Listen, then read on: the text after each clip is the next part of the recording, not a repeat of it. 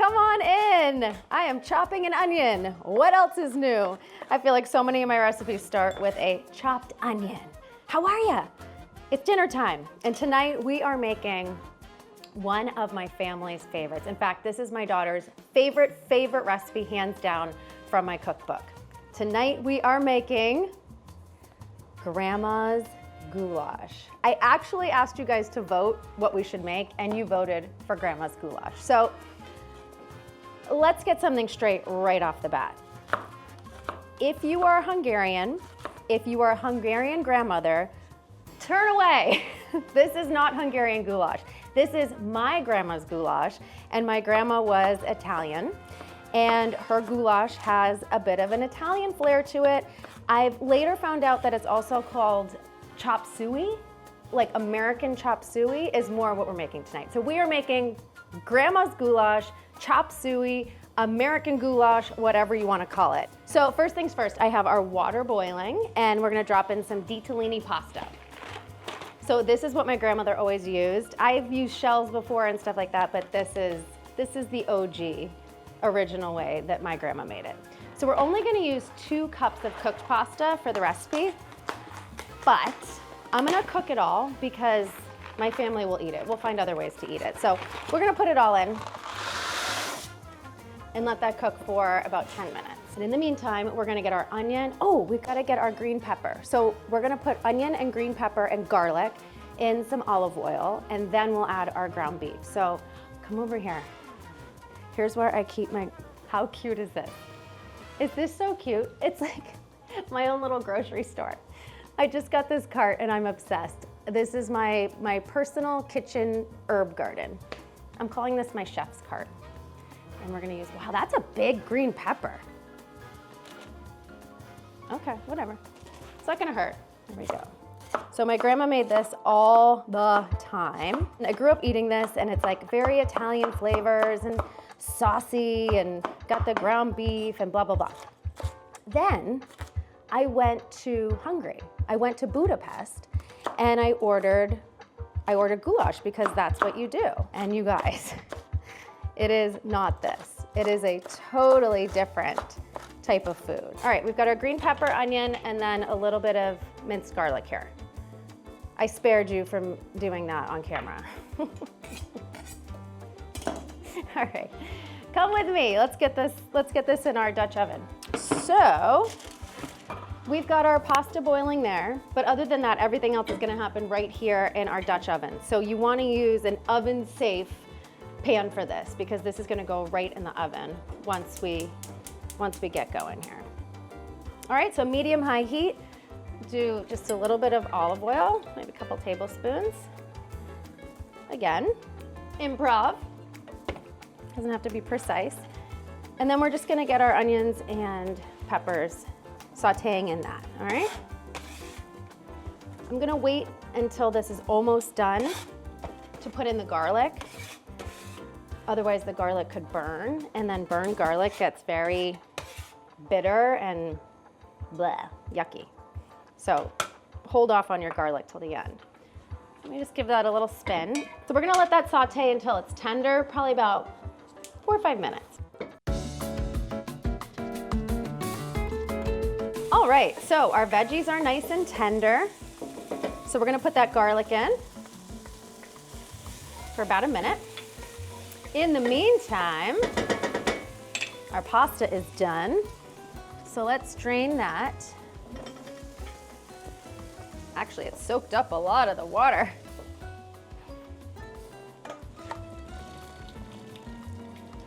So like I said, I made more than I needed here because I know that we'll use this for something else. My son loves just like pasta with butter, or pasta with butter and lemon, or sometimes I'll just put a little chicken broth on it and salt and Parmesan cheese.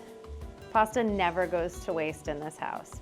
So we're gonna let that hang out, and we're gonna use about 2 cups. We'll eyeball it, maybe 3 cups of cooked pasta at the end. So don't forget to get your Italian facial. It's very important. That's why I have such nice skin. Always doing the Italian facial. All right, so back over here we go. time to put in our ground beef. So this is 1.5 pounds of 80-20 ground beef.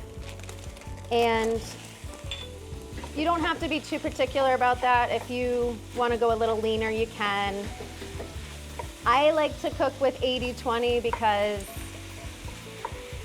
as we've discussed, fat is flavor, and I like flavor. Sue me.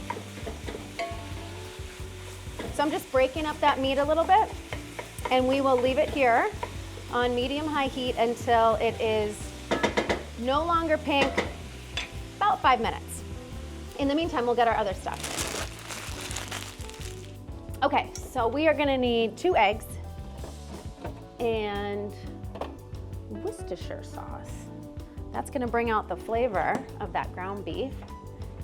And we are going to need some garlic, and I think that's it. That's all we need. Okay. This is looking good. Definitely needs a little more time. Just break that up with your spoon.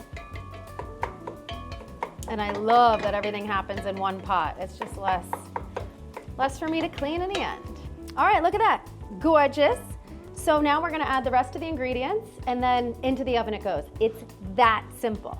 So we are just going to, we're gonna do the egg on the side here, just to kind of make sure that it is scrambled before it goes in. I do a lot of eggs in my cooking, and I think that's because, oh, no. That's because my grandma did it, and we've talked about this before, but I think the idea was to just stretch the meals, and it also adds some texture, adds extra protein, which I know we're all obsessed with protein now. All right, so that egg is now scrambled up on the side, and then I'm going to take my time to incorporate it. You'll see that there's a little grease at the bottom here. That's good. We want that. That's our flavor. I like flavor. I'm here for flavor. All right, so we're gonna incorporate the egg. If I dumped it in all at once, it probably would just be like a cooked egg, and we don't kind of want that. We just want to incorporate it in. This smells so good already. And then we're just gonna add a few more ingredients, and we will have dinner on the table in absolutely no time. We're gonna do just a little bit of garlic powder. Then we're going to add 3 tablespoons of Worcestershire sauce. Oh no. Well, cost of doing business, right? We'll survive. Look, oh look, I'll just do that. Nothing to see here. We're fine. I mean, I have some balls wearing like light colored outfits anyway. I mean, I get that. These aprons are not to be cute. These aprons are to protect me because I am a mess in the kitchen. A messy cook is a good cook. Okay, 3 tablespoons of Worcestershire sauce. I think this is really kind of what makes it like American Chop Suey. And Worcestershire makes things pop. You've probably heard the concept of salt, heat, acid, fat, that every good meal should have all of those components, and this is our acid. Like, acid could be vinegar, it could be wine, it could be lemon.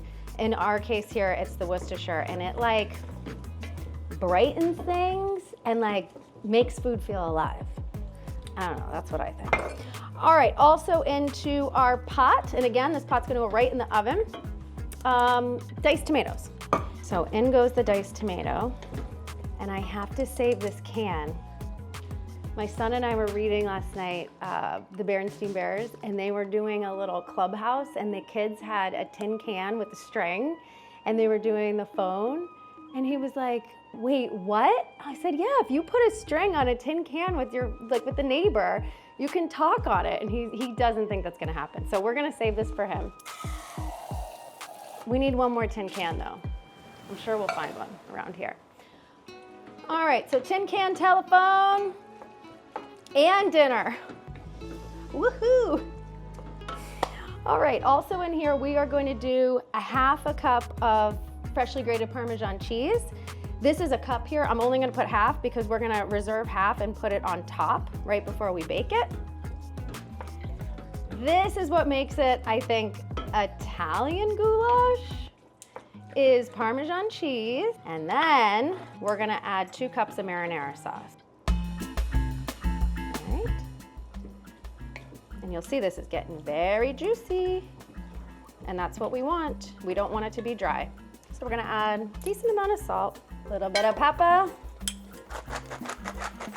And then we're gonna just grab our cooked pasta, put it in, put the Parmesan cheese on top in the oven, and dinner is served. So here's our ditalini. So let's scoop out, let's see what 2 cups looks like. That's a healthy cup. 2 cups. And we can eyeball that. If we wanted a little bit more, you know, ground beef, you leave it like this. If you want it more pasta-y, you add more pasta. It's not rocket science. We eyeball and we see how we like it. Look at this though. This is the consistency I'm going for. I don't want to add any more pasta because I like the ratio of the ground beef to pasta here. So we're just gonna add the reserved grated Parmesan on top there, and then it's ready to go in the oven. Oven's been at 350. I have Worcestershire sauce all over me. Perfect. All right, so in the oven this goes for about 15 minutes. If you had to eat this right now, you'd be totally fine. It's delicious, but putting it in the oven for a little bit just adds a little something special. All right, 15 minutes.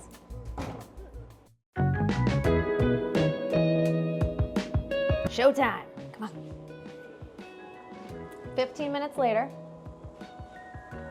Oh, that smell hits ya. Oh my God. I don't know if it's because my grandma made this, but it smells like home. Oh, it smells so good. All right, here she is. 15 minutes later, those flavors came together, and this is ready to be served. So honestly, you could just put this on the table on a little hot plate and say, dig in, but I'm gonna serve it up. I love serving it in these little mini Dutch ovens because they're just so cute. This is gonna feed the whole family and then some. So there we go, Grandma's goulash. Should we give it a taste? Plus, how cute is it in these little things? Let's give it a taste. Look at that. I love the consistency. It's very meaty, which is the idea. Ooh, it's very hot.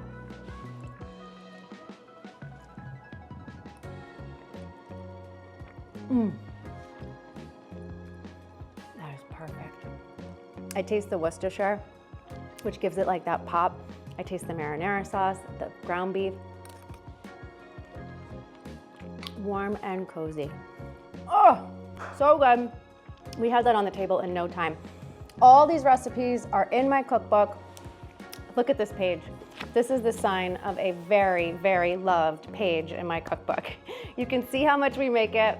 I hope you do too. I'll link to my cookbook down below. Thank you for watching. Like, subscribe, do all the things. Let me know in the comments if you've been cooking your way through the cookbook like we have. We've been making all of my classic favorite recipes, and we're not done yet. So I'll see you next time.